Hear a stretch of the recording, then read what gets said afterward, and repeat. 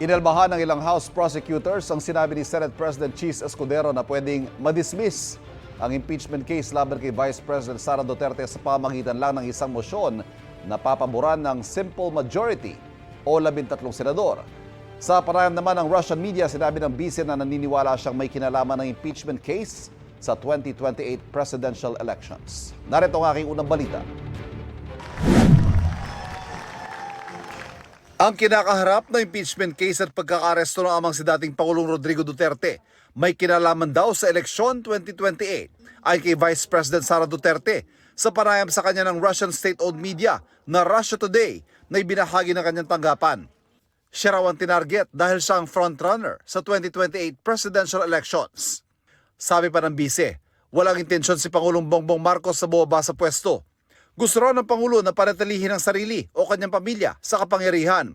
Dagdag niya, iniisip daw nilang hihina siya kapag naikulong ang dating Pangulo dahil iisang pamilya sila. Buwelta na Malacanang. Siguro yan po ang nais niya maging naratibo, ipakita sa taong bayan, pero nawawala po yung issue patungkol sa kanyang accountability tungkol sa confidential funds at iba't iba pang mga complaints na napapaloob sa articles of impeachment. Siguro po nais din po natin malaman ang katotohanan at wag lapang pong magtago sa naratibo na siya yung frontrunner para sa 2028 presidential election. Ang ilang kongresista na magsisilbing prosecutor sa impeachment trial, inalmahan ang pahayag na ito ni Senate President Cheese Escudero na maaring madismiss ang impeachment case si Vice President Duterte sa pamamagitan ng simple majority o boto ng 13 senador.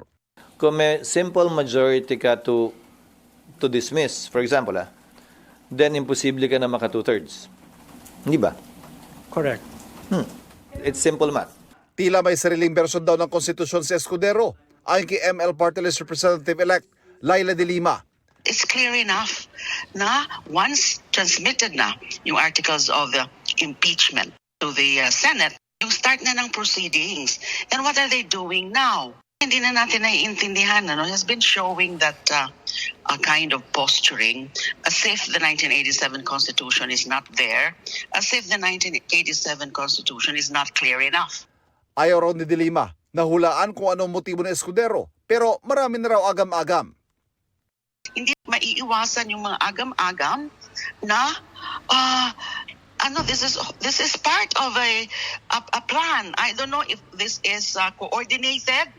This is something that is consciously being made by the parties, meaning the defense, and then yung senators mismo as an impeachment court. Iginit din ni Representative Jervil Luistro na hindi pwedeng ibasura ng impeachment court ang articles of impeachment. Nakasaad daw sa konstitusyon na ang trabaho ng impeachment court ay to try and decide o magsagawa ng paglilitis at magbaba ng hatol. Kinwestiyon din ito ng isang pumirma sa articles of impeachment. Malaking tanong, bakit? Anong reason nyo para i-dismiss or i-junk? Ayaw nyo bang makita o masilip man lang yung mga ebidensya na ipipresenta ng dalawang panig? Yun ang pinakapatas sa lahat . That's why dapat impartial. Sang-ayon naman si Senador Alan Peter Cayetano kay Escudero, pero ang tanong niya, tama ba ito? The Senate acts through its members and majority wins. Now, just because you can, it doesn't mean you should. Di ba? Hinihingan namin ng reaksyon dito si Escudero. Ito ang unang balita. Ivan Merina para sa GMA Integrated News. Kapuso, huwag magpapahuli sa latest news and updates. Mag-iuna ka sa balita at mag-subscribe sa YouTube channel ng GMA Integrated News.